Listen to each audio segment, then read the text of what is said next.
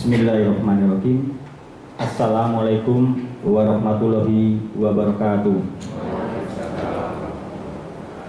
Selamat pagi dan salam sejahtera untuk kita semuanya. Salam, Om Swastiastu, salam kebajikan. Yang terhormat Bapak Isnanto Agus Prabowo SE dari Jasara Harja. Yang kami hormati Bapak Mujiana Eskom dari BPJS. Yang kami hormati Bapak Bayu Silo Aji SST MM dari Disum Kabupaten Gunung Kidul. Yang kami hormati Bapak Darmadi dari Satlantas Polres Gunung Kidul.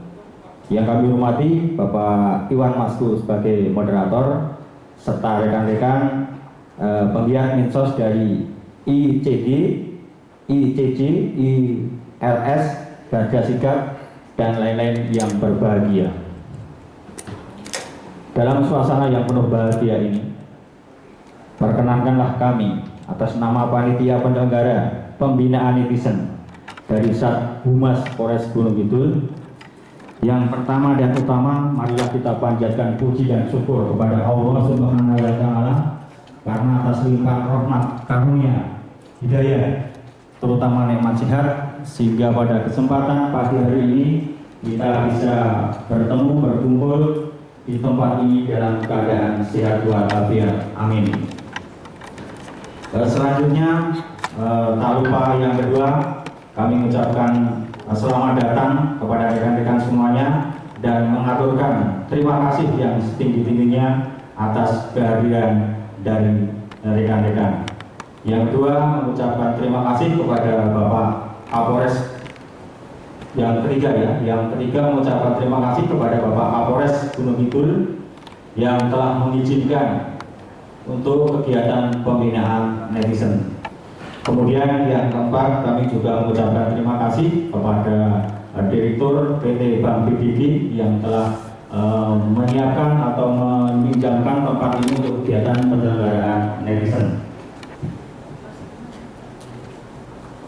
Jadi Bapak Ibu sekalian, terkait 5 pilar itu kita tidak bisa sendiri.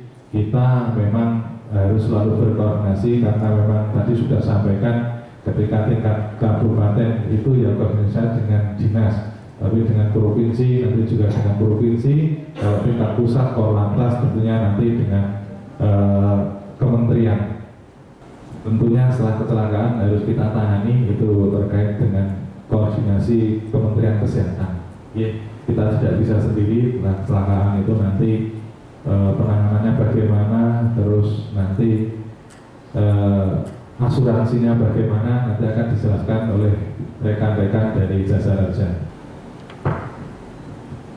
Perkenalkan, kami baru pertama kali kita dari relawan Pedian, Pak. Ini jeneng anyar nih. Pedian. Persatuan Driver Ambulan Gunung Kidul. Jadi pertama kali ada undangan yang mungkin betul-betul menambah pengalaman dan pengetahuan dari kita selaku driver ambulan. Yang saya tanyakan Pak, langsung mungkin bisa berdiri biar yang lain bisa lihat. Ya, biar jelas. Langsung Pak, yang ada kaitannya dengan kecelakaan tunggal. Yang saya tanyakan ini kaitannya dengan Jasara Harja. Oh, kalau untuk ya nanti kan ada sambutan kesempatannya ya. Nanti yang menjawab mungkin dari Jasara Harja. Namun kecelakaan tunggal ataupun kecelakaan umum biasanya dari masyarakat itu takut untuk menolong. Pertama, orang polisi. Nah, itu takut. Padahal itu nggak wajib ditolong mungkin enggak. Tapi bagaimana? Apakah memang ada undang-undang sendiri kudu mengetahui polisi atau kudu dikelayak ya? Itu yang saya tanyakan. Yang kedua, untuk kecelakaan tunggal, kenapa setiap kecelakaan tunggal itu selalu tidak ada apa yang disampaikan Pak Darmadi, asuransi? Padahal sama-sama mereka SIM lengkap, pajak lengkap, tapi asuransinya orang dinaik. Ini tabrakan malah dinaik. Nah itu yang saya tanyakan untuk mengenai kecelakaan tunggal. Bu, nek iso ya podo-podo asuransi ini ditok kabeh ya kecelakaan nantinya. Dan itu pengguna kendaraan juga, baik itu mobil maupun motor. Itu yang pertama. Yang kedua, masalah jaminan juga untuk jasa raja. Yang saya tanyakan, karena undang-undang yang sekarang ini meninggal berapa nominasinya, terus cacat, terus dan sebagainya itu ada nominalnya. Nah ini seandainya kecelakaan itu terjadi tapi tidak meninggal, kalau meninggal jelas benar kabeh. Tapi nek kecelakaan kita dirawat di rumah sakit, budgetnya namanya 25 juta, tapi habisnya cuma 10 juta. Sedangkan mereka ngopani anak buju, orang mari sesasi, prosasi. Apakah sisa dari budget 25 juta itu bisa diambil untuk ngeragati anak buju ini atau yang sakit? Nah, karena saya dengar-dengar ada salah satu dari teman kita katanya bisa untuk diambil untuk ngeragati dan sebagainya. Itu untuk pertanyaan yang ketiga. Itu mohon nanti kalau bisa, terima kasih sekali masyarakat yang sekiranya membutuhkan biaya itu bisa tercover dan terbantu dari jasa raja ataupun jasa yang lainnya. Yang ketiga, untuk Pak Polisi, kita selaku driver. Oke, ini yang tadi awal untuk jasa raja. Ya. Oke. Kita pengguna jalan ambulan, seandainya ambulan kita bawa pasien, jelas mau merujuk, ada pengguna jalan lain nyabrang sampai naik, tabrak di lapak, kita juga akan kena sanksi hukumnya. Nah itu, saya sendiri saya alami Pak, ini membawa kecelakaan patah tulang, tabrakan. Nah, di jalan nolong nyebrang sampai naik, jarak 10 meter ya, saya tidak bisa menghindar. Beres tabrakan, ini dia orang bukan dilapor Cuman apakah itu nanti ada sanksinya tetap kita dalam proses hukum atau malah dibilani, karena selaku kita juga membawa pasien dan itu banyak terjadi dari teman-teman kita. Terima kasih. Yang saya tanyakan seperti itu, ada kurang dan lebihnya mohon maaf. Assalamualaikum warahmatullahi wabarakatuh. Terkait apabila panjenengan melakukan kegiatan sosial terus terjadi eksiden di lampu merah atau apa karena panjenengan mendapat prioritas karena membawa orang sakit, dapat kita ketahui bersama Pak bahwa panjenengan mendapat prioritas ketika membawa orang sakit. Oke, pada saat kosong ya jangan bablas mawon, karena itu ada aturannya di dalam Undang-Undang Nomor 22 Tahun 2009 itu diatur dalam pasal 134.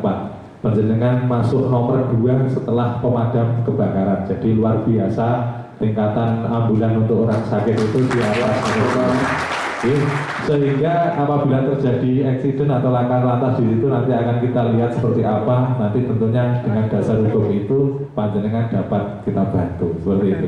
Orang sakit tapi bukan lagi sakit hati loh ya. Pengecualian itu. Oke, itu Pak mungkin dari relawan pedang jawabannya itu jenengan ya walaupun sudah mendapat prioritas ya silahkan kami himbau untuk rekan-rekan yang di lapangan apabila sopir itu SIM-nya sudah mati atau perlu diperpanjang atau memang belum punya, nanti kita bantu Pak, kita fasilitasi mungkin lewat Pak Warto sudah punya WA saya, nanti Japri kami bantu biar kegiatan sosial ini dapat berjalan dengan lancar. Ya, artinya kita juga membantu masyarakat ya taat hukum. Terima kasih. Di sini langsung saja saya dari komunitas market yang mana itu merupakan prososial yang mungkin baru 1 tahun berdiri di Gunung Kidul. Saya di sini akan tidak menanya tapi memberikan informasi seperti yang dikatakan oleh Bapak Darmaji tadi. Bahwasanya terjadi kecelakaan itu karena takut ataupun kurang fokus, panik dan lain sebagainya. Di sini kami memberikan informasi bahwa sering sekali kami itu istilahnya standby malam di bengkel saya di dekat jalan di Jalan Baron dekat POM itu sering terjadi kecelakaan. Itu dikarenakan jalan berlubang. Nah, itu sampai saat ini saya pernah japri ataupun memberikan informasi secara japri, tapi sampai saat ini belum direspon. Nah, jangan sampai nanti baru saya upload di ICG ataupun di ICC ataupun apa baru ada respon. Nah, itu karena sering terjadi dan itu penanggulangan ataupun saya sebagai relawan itu memberi rambu-rambu dengan ada rambu-rambu tak kasih bager dengan ban bekas di situ karena lubangnya sangat besar sekali. Itu terjadi banyak lubang itu dari Karangsari terus dekat Lor Pom Duet itu sampai Jalan Baron itu di pertigaan Mula juga ada, khususnya yang jalan bergelombang tapi landai gitu di dekat Hotel Permatasari itu kalau banter mesti guling balik cilik-cilik itu juga sering terjadi kecelakaan. Nah, itu kalau saya menolong di situ mereka cuman iya mas balik rumah sakit ora, akhirnya dia juga nggak mau karena dia juga motornya hancur, terus surat-suratnya nggak komplit dan lain sebagainya. Maka dari itu saya ajak semua hadirin di sini khususnya dari bagian medsos itu untuk mengajak ataupun mensosialisasikan bahwasannya kalau kita berkendara itu juga harus tertib seperti motornya, APD kita sendiri dan lain sebagainya. Saya rasa informasi seperti itu ada kurang lebihnya, mohon maaf waktu saya terkait laporan ya. Ya, komunitas apa mas?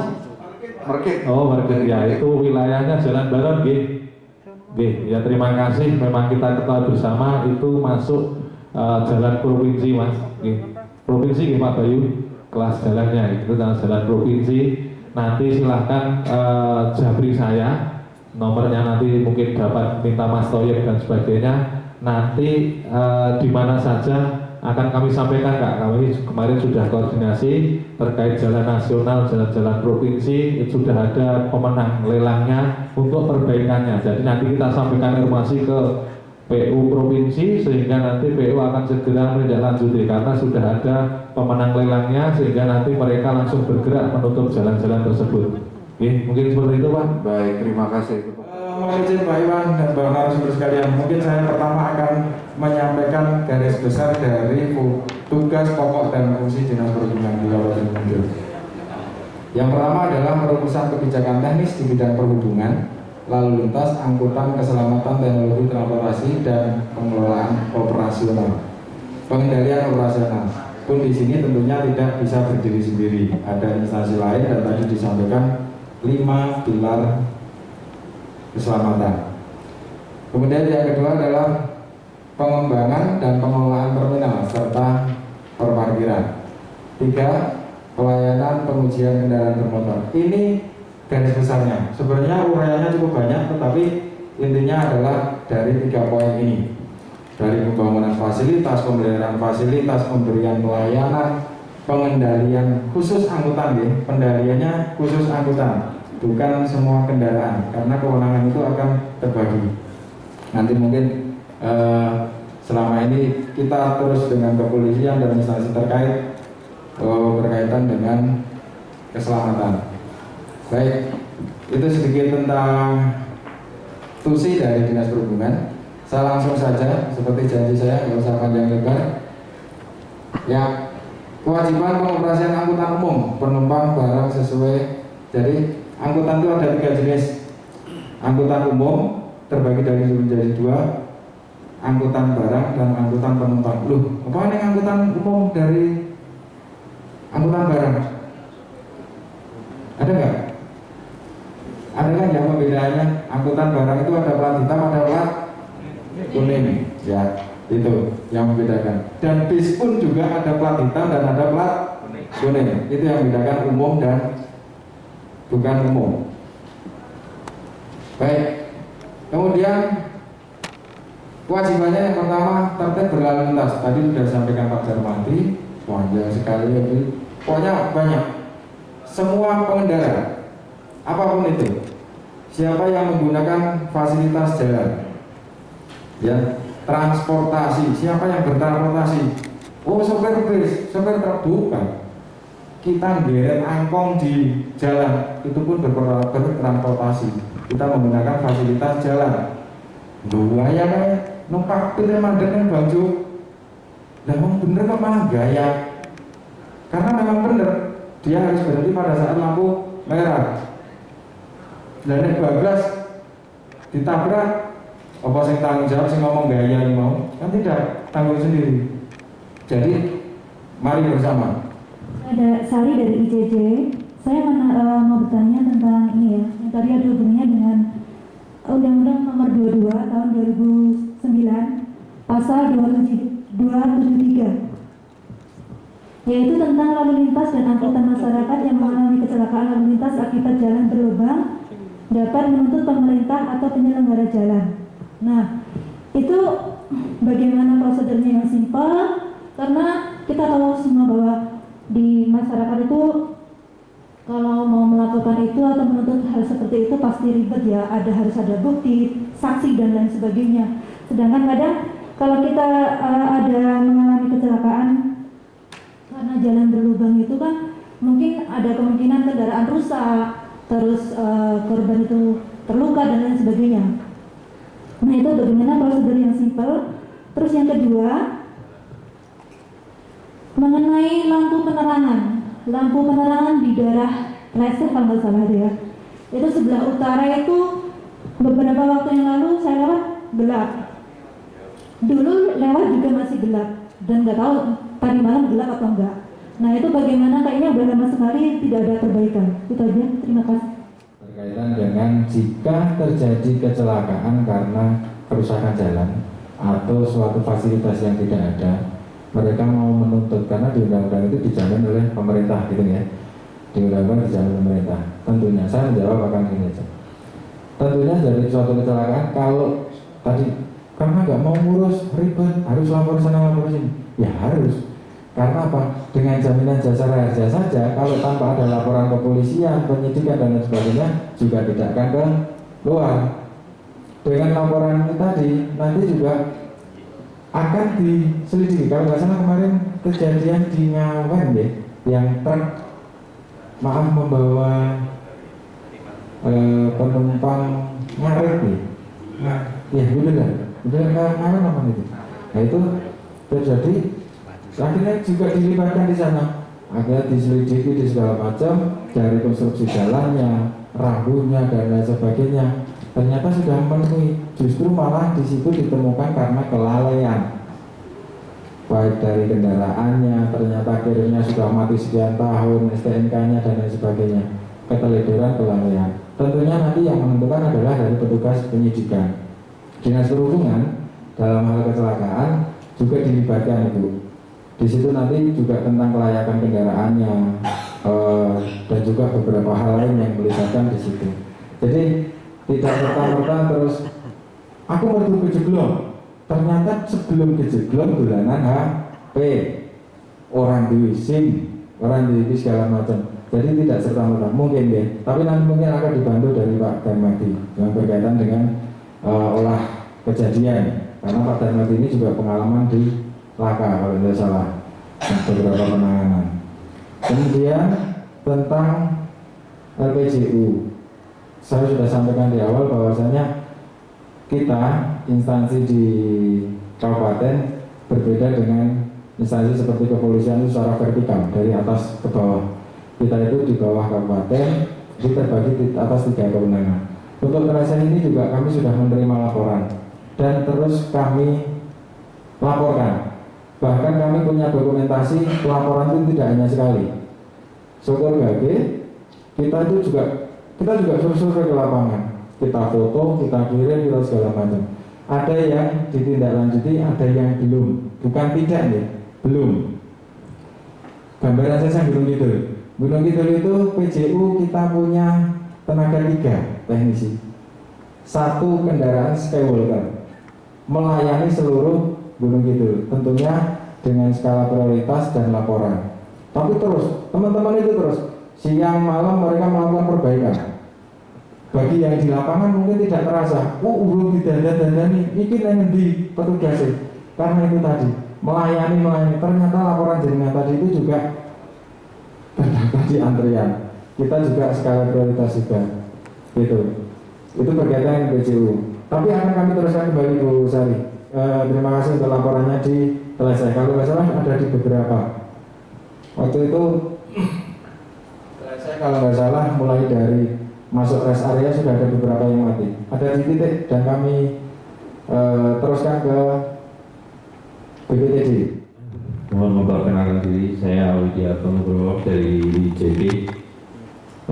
Mohon maaf Bapak, langsung saja. Yang pertama saya mau menanyakan di sini terkait dengan pemasangan rambu-rambu jalan, di mana di daerah saya sendiri, yaitu di area perempatan Karangtengah itu kalau nggak salah sudah pernah ditunjukkan untuk pemasangan rambu-rambu karena rawan kecelakaan ketika hari libur atau weekend, karena para wisatawan yang menuju ke Gua Gindul biasanya tidak paham bahwa area situ adalah perempatan dan taunya sudah terlalu dekat.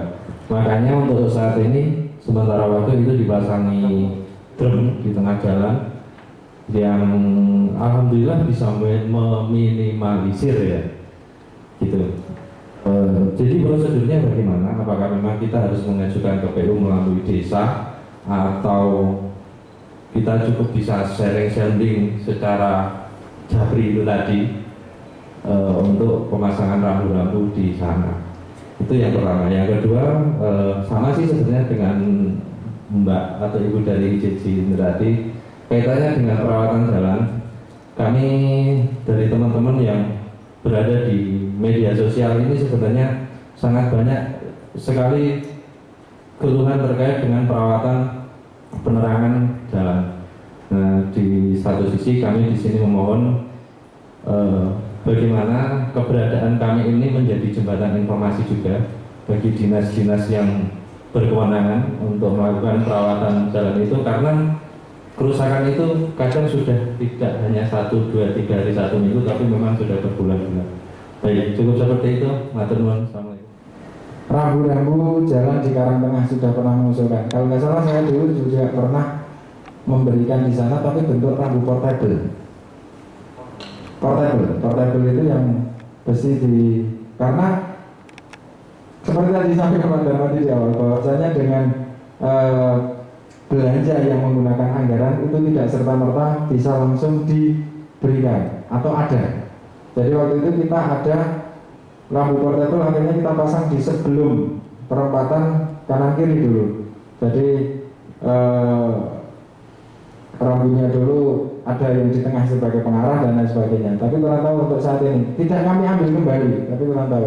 Nah, nanti kalau memang itu diperlukan dengan bundaran, tentunya kan ada kajian. Tidak hanya di kami, ada forum lalu lintas, ada kepolisian, dari Dikiasa, ada DPU. Kajiannya layak tidak diberikan bundaran untuk luasan jalan. Kalau hanya diperlukan rambu yang sudah ada, berarti memang dengan rambu. Mungkin dengan kita menggaduh atau lain sebagainya. Nanti ini. Kalau memang dari dorongan dari masyarakat ingin terus diinikan, monggo menyurat. Nanti bisa melalui desa atau organisasi, tidak apa-apa. Organisasi tidak apa. Pribadi pun kami terima. Yang pasti dilampiri dengan foto kalau bisa. Situasi, foto, dan data. Misal terjadi kecelakaan, lengkap kan ya. Jadi kami tidak serta-merta melaporan atas nama Bayu ke Disub ini. Tapi tidak ada datanya. Kami juga kesulitan juga untuk penyampaian. Misal itu jalan di tingkat atasnya. Menanyakan gini Pak, tapi ada pemalsuan berkukir. Nah, kenapa dipalsu? Pasti karena sulit. Nah, dengan orang mudah palsu. Nah, di Gunung Kidul ini kan kendaraan angkutan umum atau angkot sudah hampir habis, Pak. Makanya tadi kalau Pak Darman itu ada polte untuk angkut orang itu ya karena angkot sudah habis, Pak. Nah, pertanyaan Pak Haji, mohon untuk KIR ini, kenapa kalau mudah kok dipersulit? Yang sulit itu kan harus dipermudah, Pak. Karena di Gunung Kidul ini lain di Jakarta, kan banyak kolte, banyak kicap kota, banyak motor-motor itu larinya dari Jakarta itu kan ke sini, Pak. Kemudian kalau uji yang saat ini itu agak sulit. Ya kami ya tukang uji, ya uji remeh butuh pakem, harus pakai bahan remeh. Kolte itu bahan remehnya itu keluar, gitu loh. Maka karena ada pemalsuan, karena ada kesulitan. Nah ini mohon dikaji kembali, tentang untuk surat KIR ini tadi. Kalau mungkin melihat di Kanigoro sana, Pak. Ya angkutan barang, ya angkutan orang, ya angkutan kewan, ya angkutan wawon. Dan itu harganya lebih murah. Truk itu hanya 2 pinggiran pantai itu. Angkutan air ini termasuk untuk minum kandang dan kawan-kawan. Nah ini harapan kami dari Dinas Perhubungan untuk mempermudah. Ya ada apa ya? Kalau sekarang angkot sudah tidak ada, akhirnya balik seperti itu, kemudian yang tua balik kepada ke desa. Kalau Mas Aziz dulu senang di Tangerang ya, sekarang sudah agak tua-tua balik ke Gunung Kidul, ya berarti balik Rosok gitu loh. Nah, itu namanya akhirnya masih dipersulit, ya mohon maklum lah. Kita tidak akan mempersulit ini. Nah sekali lagi, kenapa ada pemalsuan? Karena ada kesulitan. Enggak tua, sekarang truk itu Pak. Kalau Bapak ada jalan kelas 1, kelas 2, kelas 3, itu sekarang tidak dapat kelas, Pak. Karena kayu jati, kayu sono itu juga merusak juga. Ternyata tidak pakai kelas, angkutannya sudah tidak karu-karuan. Nah itu kalau dilihat ada KIR-nya enggak? KIR-nya loh Pak. Ini untuk KIR, ini mohon. Kemudian PJU Pak. PJU itu jangan banyak dijejer kayak gimana ya, saya tuh banyak tahu PJU-nya itu malah dari naik kota ini, kota ini wajar. Nah sekarang itu yang Pak, yang jalan-jalan kabupaten, jangan yang jalan provinsi punya hak jenengan, jangan. Yang jalan provinsi bukan hak jenengan ya jangan. Nah jalan kabupaten ini aja banyak yang tidak ada PJU-nya. Mohon sekali lagi Pak. Sekarang itu ada tenaga surya yang paling mudah, tidak mahal, 250 kayaknya GAI itu bisa kok. Ini pemerintah kan pakai lelangan harganya agak mahal Pak. Yo ojo kutho sing diumpuk-umpuk. Kalau kita makan bubur itu lebih enak dari pinggir. Nah, nanti hari tengah kan habis Pak. Kalau lihat di Banyu Soco kan fakir miskin anak terlantar tertinggal di Gunung Kidul. Nah itu tidak ada PJU-nya. Nah ini mohon yang PJU untuk tenaga surya itu agak diperbanyak. Contoh, sekarang korban jelek patok besi ya, itu juga akhirnya kalau tidak ada PJU-nya kehamilan semakin banyak Pak. Jadi orang ekonomi korban sekarang kopi itu kan nikah dini kan banyak, cari dini juga banyak. Dan saya apresiasi pada Pak Polisi, Pak Darmadi, karena ternyata supir ambulan ini juga ada yang dari polisi Pak, yaitu yang dari Desi Patok, Mas Klik ya, Mas Klik Mahromat yang Patok itu saya senang sekali, dia juga relawan. Babin Kantik Mas, dua relawan, dua bayaran.